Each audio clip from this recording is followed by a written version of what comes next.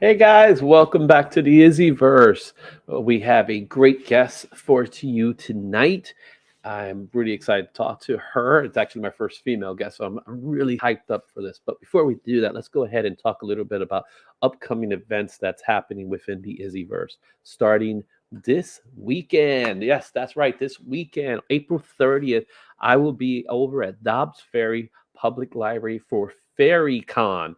Now, this is a small nice convention that's happening in the Dobbs Ferry Public Library over at Dobbs Ferry, New York. Admission is absolutely free, and I'll be giving away stuff. I'll be doing sketches for people, and I got some stuff to hand out. Go out there; it's going to be a blast.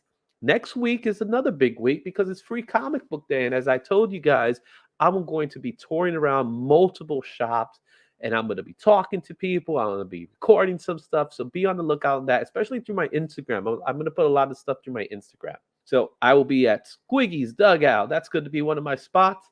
I'm also going to be at Collector Cave, and I'm going to be hanging out in Collector Cave over in the Bronx. Also, I plan on being in Dobbs Ferry as well that day for New York Hardcore Comics. I'm going to check that one out on that Saturday too. And I'm going to probably be there a little bit on this Saturday as well. My guest this evening is a freelance writer who specializes in geek culture. She's the official geek blogger for Forbes.com for 2 years and has also worked for Sci-Fi.com. Other geek publications include The Witcher magazine, Stranger Things magazines, Geek and Sundry, SFX, Strange Horizon, ING, PC Gamer, Game Shark, MMO Games. She's covered every aspect of geek culture from TV, movies, games, books, comic books, cosplay, and of course, business for over 2 decades. Her current book, Turn Phantom into Cash, a geeky guide to turn your passion into a business, is currently out now, and you could get it on Amazon, Kindle, Audible, just to name a few, Barnes and Noble. Someone I met at the Big Apple Comic Con. So let me welcome to the IzzyVerse my good friend, Carol Pinchefsky. Welcome to the IzzyVerse, Carol. How you doing? Very well, thank you. And by the way, I'd like to say that you are a great person to have met at Big Apple Comic Con. Thank you. It was awesome you being my neighbor. Yeah, that was my first table. That was my very first table. So having you next to me was really assuring and calming. Because my husband, who is usually assuring and calming, was very tired, so he wasn't there to like stroke my poor ego. But he did. So thank you so much. You were Not a problem. It was great to meet you. Met you there. Met Roy there. And now it's our time to talk. So before we start talking a little bit about your book, let's talk a little bit about yourself and your career. So can you share with me a little bit about what you've done in those 20 years that you've been working? Well, okay, I'd like to rewind that. I've been a geek pretty much my entire life. When I was 5 years old, I pretty much knew that I was both straight and geeky because I had a crush on Errol Flynn as Robin Hood. Like, so I didn't just like men. It had to be men in a medieval costume or a pseudo medieval costume. So I developed a passion for creature feature films at a young age. I read The Hobbit, just couldn't stop reading, and then when I was older, I thought, well, what can I do for a living? And I thought, well, I like to edit, and so I started editing, and then I started writing, and then I got rejected a whole lot. Oh, so it's not as different as comic book world. We get rejected all the time. All the time, exactly. But I wrote a book, and then that got rejected. But the editor, he told me, why don't you start writing nonfiction? And the same week, many years prior to that, I attended something called Clarion Writers Workshop, Clarion West 1994, and it's a writers boot camp for fantasy and science fiction writers. And at the same time that this editor said I should become a nonfiction writer, one of my fellow Clarionites, Michael Belfiore, said, why don't you start writing nonfiction?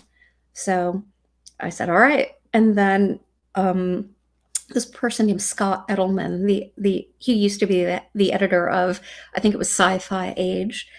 He'd rejected me all the time, but then he went from Sci-Fi Age to the Sci-Fi Channel back when it was SCI-FI, and I said, a friend of mine told me that I should pitch to him, and I thought, well, he used to reject me all the time, but he was quick about it, so at least if I get rejected, he will be quick. And then he said yes. So that's the little roundabout way of saying how I became a writer. Just rejected a lot. Well, and, yeah, then and then eventually accepted. yeah, and that's the comic book way too. So it's no difference in the comic book world. They just keep on telling you reject it, try harder, do this. You got something there, but it's not there yet. You know, you get those kind of responses. And then finally you get, all right, let's do something. And you get to do something, and that's the end of the day. And you get started. But it's different now because there are non-traditional ways of going about publishing your work, both writing and in comic books. For example, you could just post your own work online. Yeah, exactly. One of the things that when I was heavy into artwork and doing sequential work during the time 15 years ago now, it wasn't as accessible just yet. It was getting there, but it wasn't there yet. And we would have to print books, and the cost involved in that was just insane, to the point that you ended up spending more money printing a book that probably wouldn't sell, because who knows these guys, right? And it will take a long time to do the hustle to get there, right? But today it's a little different, because now you have these avenues like Instagram, like even building your own website. Comicology will check your work before and pull it up. But one thing that you started doing is that you came up with this book, right? Let's talk a little bit about this book and the reason why you decided to write this book. I decided to write the book because my friend Heather told me to write the book. My friend that's simple. Yeah, my friend Heather Krasna wrote a book called Jobs That Matter. It's a book about getting work in nonprofits and government work and doing something you love, if what you love to do is save the world or help communities or help people coming out of prison get jobs, or just name some sort of socially interested job. And she wrote about it, and I thought that was great. And she said, you should write this book about geek culture. And I said, yeah, sure. And then a few years later, I was writing for sci-fi.com, at that point syfy.com, and then my editor assigned me an article about getting a job in geek culture, and I thought, oh my God, if I don't write this book soon, someone else is going to write it. So I got with the writing. So, but also the other reason I thought it was a good idea to write this book is because I go to conventions and I look around and I see just a lot of potential intellectual property infringement. And I want people to practice safe geeking, because one really decisive lawsuit can pretty much shut down a lot of what we love about conventions. Mhm. The dealer. Yeah, and I know exactly what you're talking about.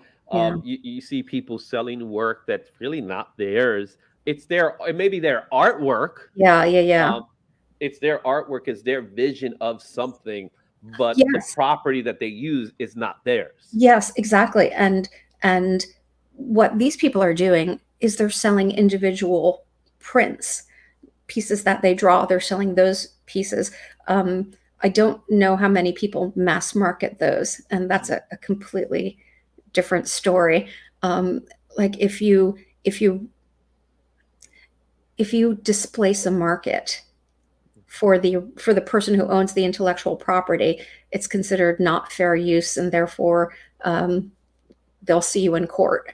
But if you create small goods, not small goods, but only a limited run or one-offs, you are Mhm. more likely to be looked upon favorably by a judge, because you're not displacing the market for the IP holder. That's the point of intellectual property. Uh, it's just not just yours and that you own it, but you can actually profit off of it. Mhm. Yeah, I remember looking at stuff, and I remember one time I was doing an image. I did a drawing, and I went to FedEx Kinkos to print Mhm. them, and they told me again early. They told me we can't do this because it has this guy in it, or it was like it was Superman or Green Lantern, and they said we couldn't do it. And the thing is, because they Wow. looked at it and they was like, this is really impressive artwork. They thought they actually thought it wasn't my work. They didn't think, hey, what's Wow. this guy going to a FedEx Kinko making these prints? Wow. So they wouldn't do it. Um, Wow. And what did you say? How did you?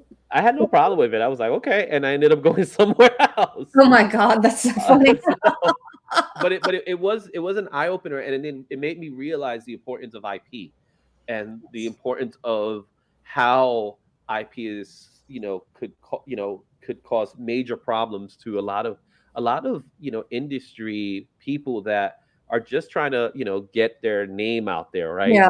By the way, And I have to mention, and I should have mentioned this sooner, everything I say can't be taken as legal advice. Please consult your own attorney. and you say that a lot in your book. I didn't. I didn't. The publisher kept adding it. Oh, really? I kept seeing that. I was like, okay, I get it. I mentioned it. I did, but then they just kept seeding that in, seeding it in. So It was if like you we're jump, we're cleaning our hands for this I one. know, I know, yeah, yeah, and I've had a few panels Mhm. very recently, and I always get the lawyer on the panel to say, not legal advice, consult your own attorney. So yeah, but yes, you were saying about your artwork. Mhm. Yeah, so what ended up happening is I did eventually get the artwork out. I did eventually get the prints out. I sold them. I didn't make a large amount of money because it was just prints, right? Mhm, mhm. And what's interesting enough, and it's a lot what happens with the big, especially with the big companies, the Marvels and the DCs in particular. Most of the times they turn the other cheek with when it comes to these people, these Yeah, artists, yeah, because again, they also know that if we sue you, it one, it looks bad on us, and absolutely. two, we make enough money that we don't need this guy's $500, right? That's not why. No, That's I get and I know you're gonna give me more of an answer to it, but it becomes one of those things like, is it really worth it? Um, that's the truth of the matter that I understand. What can you tell me? No, no. What you said prior to that, you said that it's just not worth it because it engenders fan disharmony, and the artists who work for these companies, they make their money and then they go away. Do you know that? I think there are absolutely no artists, and I really have to confirm this, but I don't think there are any artists and writers who are actually employed by either Marvel or DC. Mhm. They're just freelance contractors, and Independent contractors, yes. so they the money they earn, that's just it. They can earn, several $1,000s for a comic book, but then how else are they supposed to support themselves? uh, it is through DC and Marvel's good graces that they are not being sued because it is their intellectual property. But it is smart of Marvel and DC to not bash the people who love them the most, which is why the people who do make money off of someone else's IP really has to use restraint and common sense. Just don't mass produce a Superman costume if you don't own the rights to Superman. Mm-hmm. Exactly. But one way to mass produce a Superman costume is to get an intellectual property license, and I cover that in my book. Companies actually want you to have an IP license.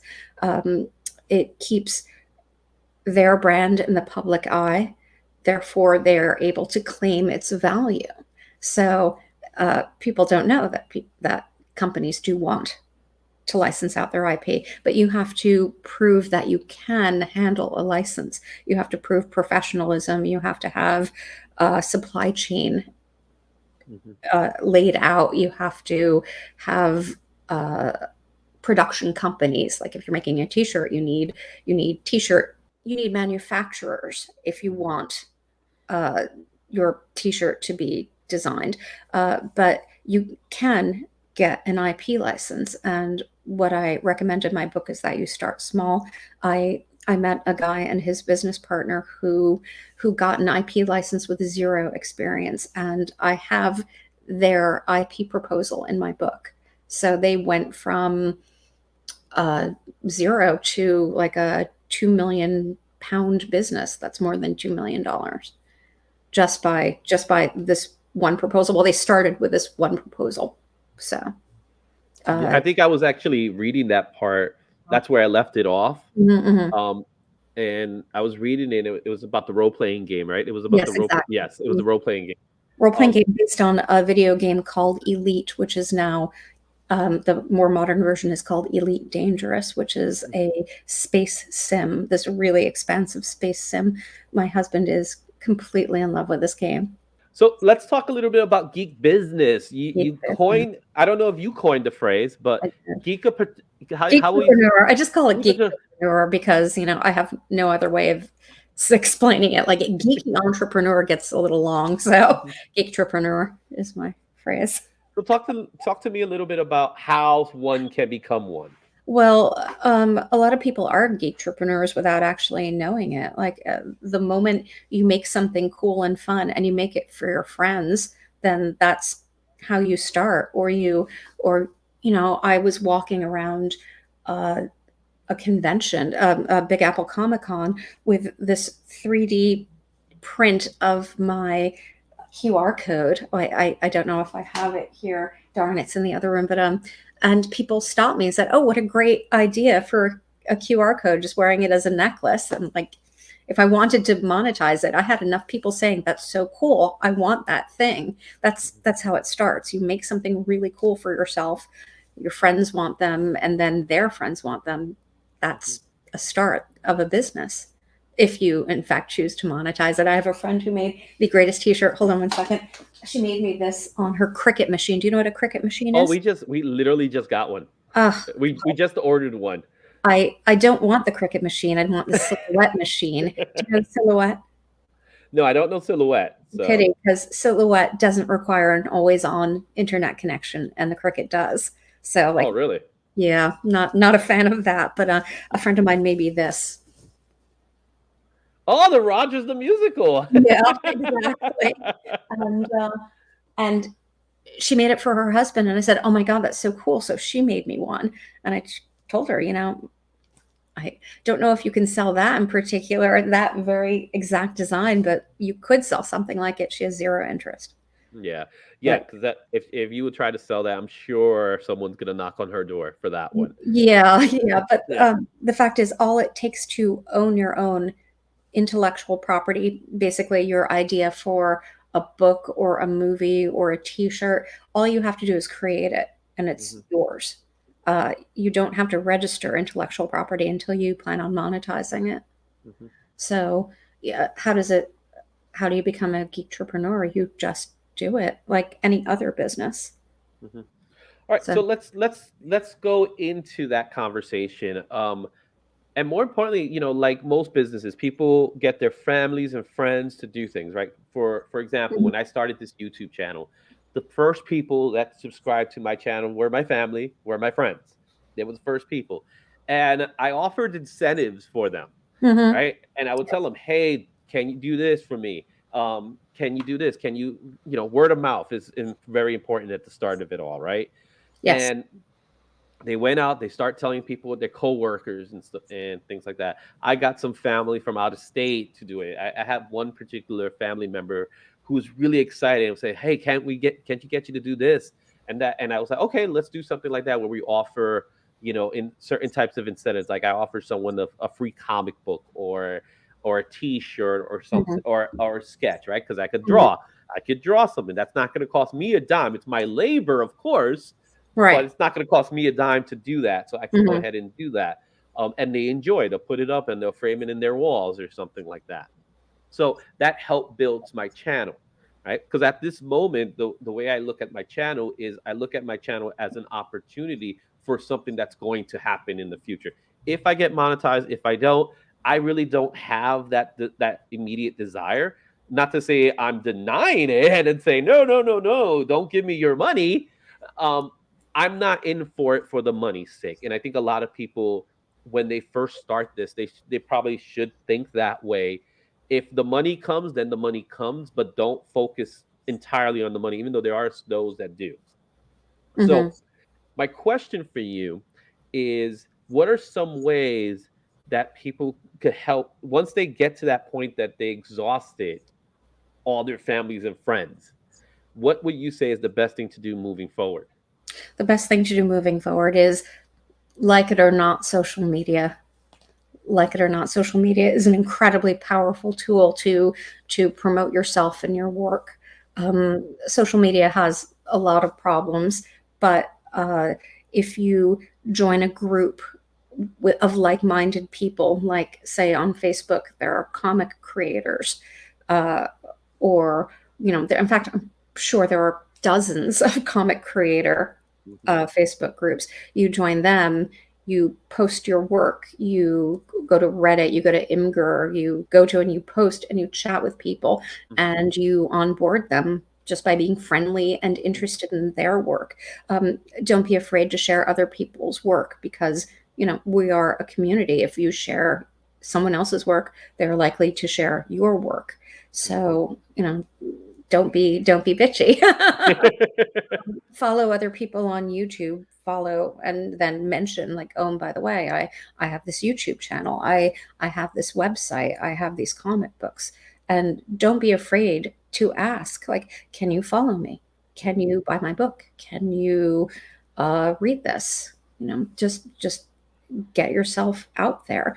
Another way to promote yourself, though somewhat limited, is of course to attend not just conventions, but art fairs or art shows. If you are, in fact, an artist, see what kind of galleries are interested in comic book art, because some are. Just keep promoting yourself, and that's kind of a pain in the ass, really, to be honest, and pardon my language. But um, writing my book is only half of the work that I've done on this book. Promoting it is now the other half. Which is And like a job to itself, right? it really is. It Mhm. really is. My agent pretty much said, like, don't. I said I have an idea for my next book, and she said, nope, don't want to hear it. Don't want to hear it. You just have to promote. Mhm. So Great. yeah. Speaking about promoting, how does one get to funding? I see that there are some conversation about funding. Mhm. You Yes. know, let's talk a little bit for those that are listening about funding and how one can find funding. Mhm. It's nice that you could throw in a little GoFundMe or a Kickstarter or something like that. Mhm. But there are ways to people. Do you know anything about getting grants or anything of that nature? Yeah, yeah. For example, the person who wrote "Is Superman Circumcised?" Roy Schwartz. Yeah, sorry, I flubbed his name because I'm really enjoying the book. But he got not one but two grants from the New York Public Library to fund his book, and I thought that was really interesting that he managed to do that. There are artistic grants all over. Most of them, unfortunately, are about grants in the public good. Um, so if you want to say like make a documentary or write a comic book, it seems like you'll be more likely to be given the grant if you are working towards social change. I see a ton of those grants available. But there are still creative grants of every kind. They're just harder to find. One way to get money, one of my interviewees, Alexandra Aaron, had a tip jar. She had a PayPal tip jar on her website before anyone had heard of tipping people. There's, of course, Patreon. Patreon, a lot of people get funding through Patreon. That, of course, means that you have to build a following first. But you can do that by just expanding your social media, getting your own fan base, getting people who are actually interested in your work. Another way to fund is to fund things yourself by having a job and using that money towards paying for your hobby, essentially, and turning your hobby into a business, because it's not just a hobby. Then there's funding over time. I met a person who spent years getting his documentary made, but he did it.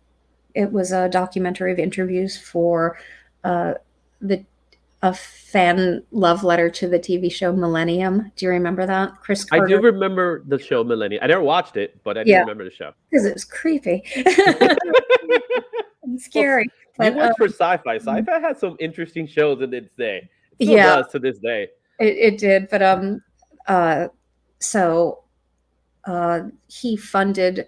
It was basically a series of interviews with all the cast and the crew, and it took him years to get it done because he and his film partner they did it themselves. So when the next check came in, they saved that check, and then they had enough checks to say like, oh look, we can now afford the plane ticket to go out and interview this person. So that is another way of getting money, funding yourself and funding over time. People do side hustles. Another way to fund something yourself is to reduce your overall expenses, like live in a less expensive place. Like I know a guy who moved to like Iowa or some such, or like somewhere I wouldn't think that people would want to live if you've been a city person, but you can basically trade your lifestyle for a much less expensive one if you move to a less expensive part of the world. Well, I know I'm not going to do that. Yeah. Yeah, I am a city girl. I would trade this city for other cities. Well, yeah, I would. My wife has constantly told me, can we move to this place? Her last one, I think, was Portland, Oregon. I was like, no. No. I've heard good things about Portland. I've heard good things about Portland. But and that's all I want to do is hear good things. I don't want to be a part of it. Well, my husband and I bought an apartment in Medellin, Colombia. Oh, really? So that would be my next city, I suppose. Yeah, I am a New Yorker through and through, and I would most likely stay that way. Yeah, There's something about being New Yorker that's just whenever I mention I'm from New York, first of all, they immediately know, right? The accent is a giveaway. Yeah. But once they know, it's like they want to hear all the cool stories that comes along with it. I know. And again, we have this attitude of whatever. Yeah. I mean, it really is. Yeah. New York City, I think, just makes you more interesting just by being here. You're a more interesting person. Because you have so many experiences. True. So talking about, you mentioned cons in your book, which unfortunately I didn't get a chance to read that part. And I have the audio book because I am an Audible subscriber. So I saw that there was heard it yet. I haven't heard my own I have to hear it. I found it today. I was like, oh, it's an Audible book download. Right. Well, actually, I have friends who don't read. They're busy in their cars. They travel from point A to point B, so they're always listening to books on tape. So I actually have it. I just haven't listened to it yet. Well, I do. I'm the same way. I was mentioning this to Roy. One of the issues I have with reading in particular is that my mind wanders away. Hmm. Right. And when I mean my mind wanders, it could be a paragraph in and I'm already thinking about what's for lunch or Right. like thoughts that just Yes. like what I did 10 years ago. Hmm. Yeah. And it happens very frequently to the Hmm. point that that's one of the reasons why I really got into comics, because with comic books, the imagery helps me stay focused. Where, Did you ever read Understanding Comics by Scott oh McCloud? yeah, I have both of his books. Oh yeah, no, I I thought he had love it. three. I thought he had three. Well, I have the two. I have Understanding. I don't know what the last one. I have Understanding. I can't remember. It's somewhere buried right here Yeah, with all yeah, my other books. uh-huh, But I definitely read both of them. The two that yeah. I read, Understanding, and then Basically lays out that yeah. comic books are a great way to um, absorb information. hmm There's another book that I read recently that was like that. Oh, Fred Van Lentes. I read his one of his books where he was doing the history of comic books.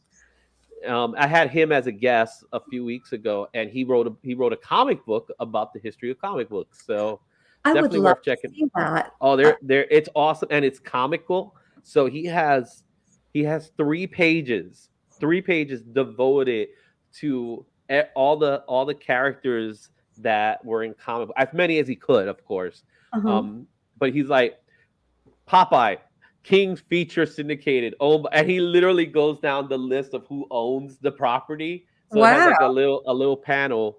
His artist did the little drawing for the panel, and it says this guy's owned by this guy. And it's 3 pages of that wow, to wow. start it off, just to I would start off, and then he love goes into the this. history, I the would. history of comics. It's definitely worth a read. Please I'll send me let you. that link. I'll send you his link. Yes, please. I would Mhm. really, really love that. Really Yeah. good stuff, and it's funny. So it's a very funny book. So as Hmm. you're reading it, you're laughing.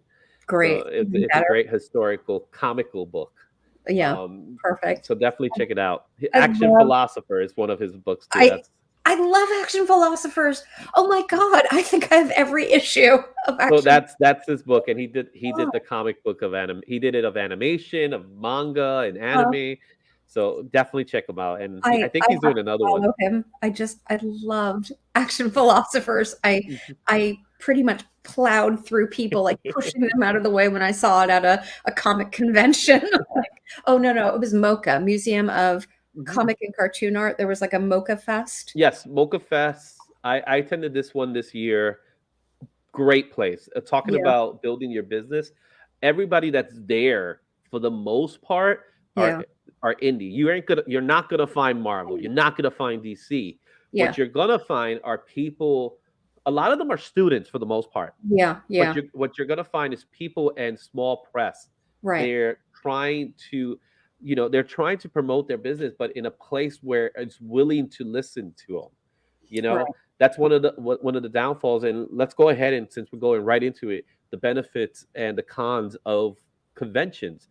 For when we talk about small press conventions like Mocha, Hmm. like Big Apple, I wouldn't Hmm. consider Big Apple small. They're probably in the medium range. Yeah, Yeah. I But well, it was small this year because of the pandemic, but prior to that, I would say, they were huge at one time. yeah, I would say kind of between small and medium. That's why I said, like, yeah, Yeah, medium range and things like yeah, that. But one of the difficulties of doing those big shows like New York Comic Con, like San Diego, is that everybody's there to see what's new in Marvel. Everybody's there to see what's new in DC, mhm, and then everyone else is kind of like trying to piggyback off of that. And some people become successful of it, but mhm, you're fighting against so much competition. And mhm, it's not that everybody's competing with each other, but you are competing. mhm, mhm. Where these Right, small shows, people want to see who's new, want to right. know what's going on. So, what can you tell me about the benefits and the cons of cons? The pros and cons of cons was the name of my chapter. The pros are you get to meet people, like-minded people. You get to see what they're doing, and that will help inspire you in what you're doing. I met a guy who makes like foam props, foam swords and things, and he said he gets most of his ideas just hanging out at conventions and looking at what people are doing. And he says even at a small, slow show where not a lot is happening, he engages in conversations with people. And he says if he doesn't make money, he's going to get a money making idea. from those shows. So cons are incredibly important to just have your finger on the pulse of what people want, because you see it. It's right there out in front of you. You see people dressed in, nothing but Thor, Big Lebowski mashups, then you know that that character is hot that year. But the cons of conventions are that they can be very expensive to attend. And in some cases, you might not make your money back, depending on the convention. So, it could be, I guess, a loss leader for some, but, for others, it's how they make their money throughout the year. And if you don't make your money at the convention, then what did you do that for? Well, I guess you get to write it off on your taxes. I guess that's the benefit for that. But yeah, conventions are important also for fellowship. I mean, some of us are surrounded by other geeky people, but others are unfortunate and they just don't know other geeks. So this is a way of getting, fellowship. That's how I found my way into convention culture. We went part of the science fiction club in high school. Those were my real first friends. My science fiction club in high school, and we went to a convention together. And then I just started attending them. I think I was 15. And by the way, Isaac Asimov flirted with me inappropriately. That's how old of a geek I am. Isaac Asimov flirted with me inappropriately at one of those conventions. That's okay. Ric Flair did it to my wife, and I was like, he just wooed my wife.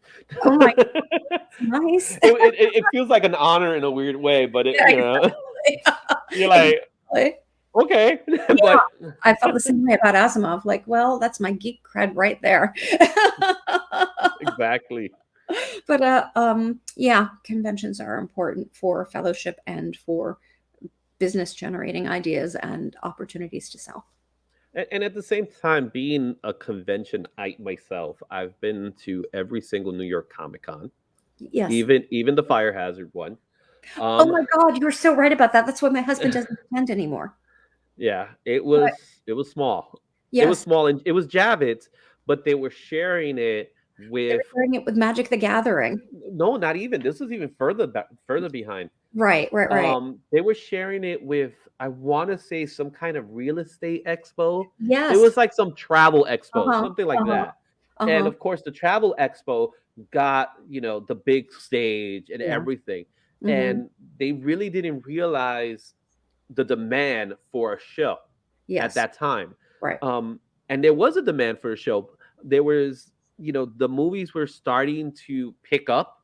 There was movies always. In the 90s, there was always movies. Oh, yeah. But the movies started to pick up at that time when they first started in Javits. Actually, the year 2000 was the year that X-Men came out. That's when it kind of really pivoted. The conversation changed. But I noticed even in the 90s that the top best-selling movies were science fiction and fantasy. The original 3 Star Wars films were always on the top 10 lists. And I kept looking at these lists and screaming, why are people not realizing that geek culture is mainstream culture?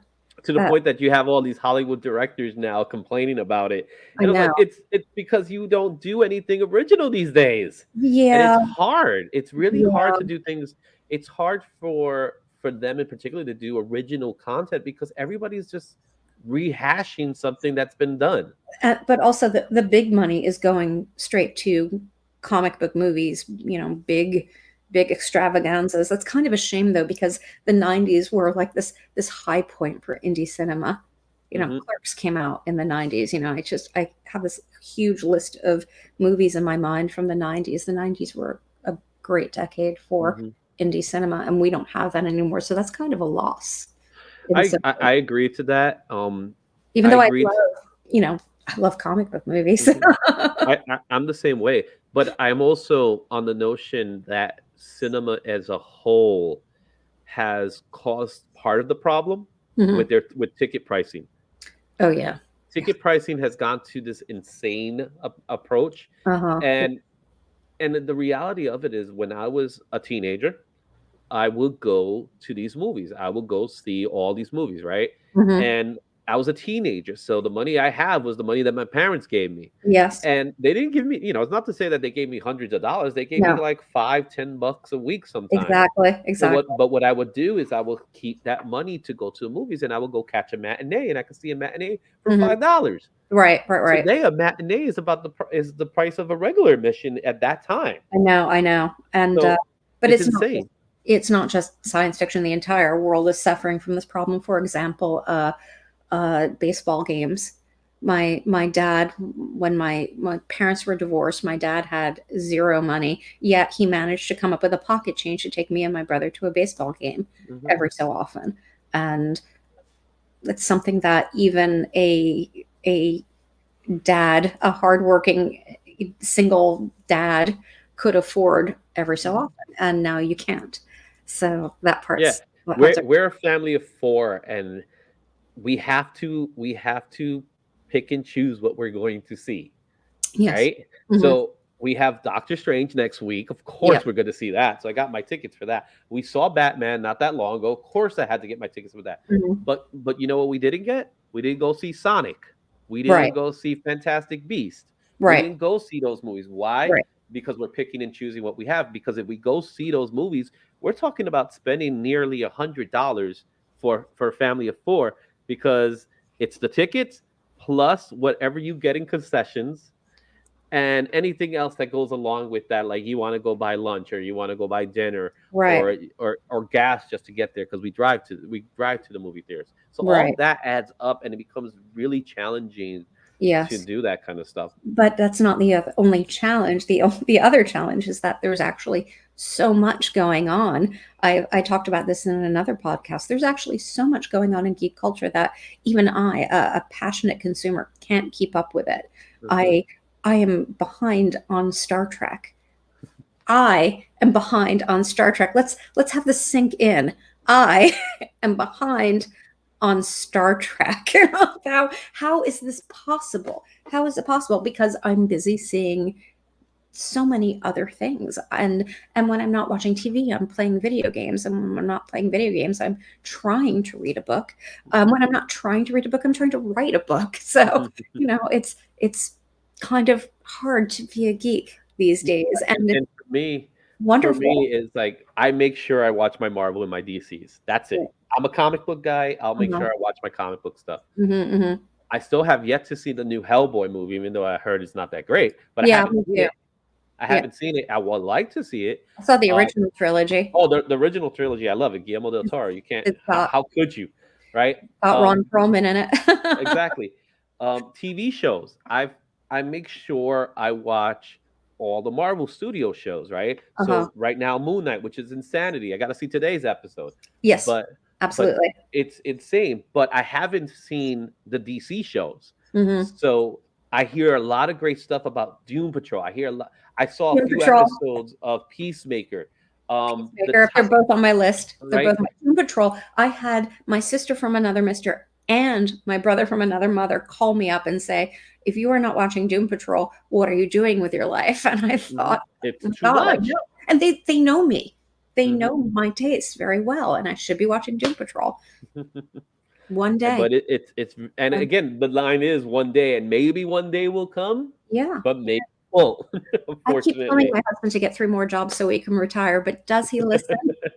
No, he does Well, there'll not. be more. There'll be more to come. So Yeah, that's exactly. that's the hard part of it all, Uh-huh. right? Yeah. So it's been great talking. I think we've talked a lot of good stuff. We talked a lot about geek culture. We talked a little bit about some of the stuff you've been doing. So talk to me a little bit about your tour. How has your book tour been?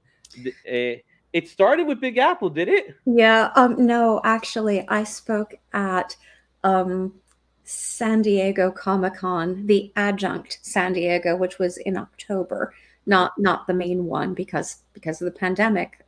SDCC split their convention in two, I think. So I spoke for the first time. That went really well, actually. And then I recently spoke at Awesome Con, which also went well, not as well, because my panel was the last of the evening. So that part was Mm. a little disappointing, but still, I had a lot of good feedback and met some great people. And I've got and then, sorry, but then Big Apple came before that. Oh, and by the way, something else I learned about conventions, the con of conventions instead of a pro, you have to wake up early. Like, oh my God, how do people do this? I'm so glad Big Apple Comic Con was only one day. Had it been 2 days, I don't know how I could have done it. Yeah, I have a 2-day coming up. Where? Which one? So I'm going to. I have a show going this weekend. It's Mm-hmm. a very, very small. Talk about small. Mm-hmm. It's in Dobbs Ferry, and it's a library. They're hosting a Comic Con. Oh, how So lovely! What a and smart idea. they're doing a little Comic Con. One of my animator friends, he got it and he showed it to me and he said, "Hey, I'm going to be here on Saturday." And then I said, "Okay, let me go check it out." So I contact the library and say, "Hey, you guys still available?" And says, "Yeah, I saw you." And then they were like, "I saw your contact. Yeah, we would love to have you." So I'm there. So I have that one going on this weekend. Next week is Free Comic Book Day, which is not a Yeah, con, but it's gonna be a it's fun. tour. It's It's gonna be a fun. tour. Absolutely. Um, a lot of good books are coming out that day. I already know a few of them that are coming out. So I have Mm-hmm. that, and then I have a show in Long Island called Cradle Con. Now, don't let the name fool you. It has to deal. It deals. It's in the cradle of aviation. That's the name of the museum. It's a Kitty museum. Hawk in Kitty Hawk, North Carolina. No, it's in here in Long Island. It's in Long Island. Are I'm we trying to the remember. cradle of aviation? Cradle of Aviation Museum. It's in Long Island. How's Long Island the cradle of? And notice I said Long Island because I like to mock, but how are we the cradle of aviation? I don't know. I just said, and again, I don't know much about aviation to understand the terminology. Uh-huh. But what Uh-huh. I could say was Cradle Con, and that's all. That was the first thing that came into my head. Like Cradle Con, that doesn't make sense. But doing Cradle Con, I also have a networking event that's happening tomorrow. So I'm Which really, networking really. event? The networking event is in the Bronx. It's in Mhm. the Bronx Brewery. I can send you that information if you're interested. Sure. It's free, so it's from it's from not 4 to 6. It's from 6 to 8, Uh-huh. and they're doing that. So I have a friend of mine who works with Bronx Arts. Uh-huh. She told me about it. I was like, oh, I gotta go, Uh-huh. Yeah. and stuff. I even had to cancel. I had to postpone something I've been planning on for it, but I'm definitely going to do that. That's a great place to network and start talking to people and getting the word out of the channel Good. and things like that. So Uh-huh. we keep it really busy. Good. T-shirts, stickers, all that fun Exactly. stuff. Exactly. Yeah. I'm going to be speaking at Dragon Con. Dragon Con, that's a good one. Yeah, yeah, and I'm applying for New York Comic Con. Fingers crossed. Yeah, same here. I'm waiting for a response Yes. from them. Oh, I haven't even finished my application yet because I have to get my panelists hmm onboarded first. I can't just say like, "Hey, I'm putting you on a panel." That's rude. Well, let me know. Let me know if you need a panelist anywhere. And Really? yeah, Very kind. I'm Thank you. always there, so it doesn't matter. In one Uh-huh. way or another, I'll always be there. I'll do the full 4 days. My wife is Oh, done. good. Thank. My wife could only do one. She's done. But Yeah, I'm there on 4 days. But then, like on the second day, I'm already like, I can't yeah, anymore. yeah. I've done it every 4 days for years, except for last year because I could only get tickets for Thursday and Friday, and my husband could only handle Thursday. Mhm. Like, Well, the nice thing about New York Comic Con in particular, it usually always falls on Columbus week. mhm, So mhm, Columbus weekend. So mhm. I get that Monday off from my regular job. that's my Right. that's Oh, my that's moment great. to just go and Uh-huh. then breathe it in. Right, right, Um, right. Yeah, I like New York Comic Con for one reason, which is I'm extremely familiar with the Javits Center, mhm. and I know all the ins and outs. I know where to go. I know which restaurants are nearby. I know which delis are nearby. I'm just very comfortable there. But it's not the best convention center. Now that I've seen other convention centers over the years, but the Javits Center did build up the section for um, panels on the north side. Yeah, I saw that. Yeah, and that's good because there are extra bathrooms there. And So it looks nicer too. It just it has. really does look cleaner. It Mhm. does look cleaner. So Even though I don't have a problem with the dungeon feel of a comic book convention, that's always been yeah, like, I know. It was like being at Mocha. When did I go? I think it was 2011 or 2012 when I went to Mocha Fest. God, and in the Armory, right? The one in the Armory. um, Did you get to go to the Armory in Mocha Fest? God, I can't remember where it was. But Everybody remember if you've been to the Armory, you would know it. yeah, it wasn't the Armory then because I have been to the Armory since then. I was on the Food Network Challenge many years ago. I was a judge on the Food Network Challenge, and there was this kind of cooking festival, and I got invited by one of the judges. So that's how I got to the Armory. Yeah. I love that place. Yeah, I yeah. love that place. We went this year. It was like it was nice, but it was like, but it's not the Armory. But You know what I mean? yeah, we It was great architecture here. We do. I like being in New York for that reason. But I have to say, in some reasons, I like London better. My husband is English, so talk about amazing architecture. Wow. Yeah, and their architecture they go all the way back in many cases. Yeah, but if you like New York, you would like London. Except Yeah. they talk funny. Well, and I know the weather's not so great over there. That's what I heard. Yeah, that's changing. Thanks, global warming. But yeah, I got a sunburn in Bristol. If you know where Bristol, England is, you would know that that's the most ridiculous statement you've ever heard. And yet it's true. And yet it's true. I got a sunburn in Bristol. So, Wow. Yep. Anyway. Woo, good stuff. So there's your travel. Yeah, clothes. I'm keeping on varying podcasts. I have my first in-store book signing, I think, in mid-May, but yeah, it's called Geek Forest. It's here in Brooklyn on Bedford Avenue in Williamsburg. I think it's North 8th Street. So that is going to be, I think, May 13th or 14th. It would be that Saturday. So it'll be the 14th.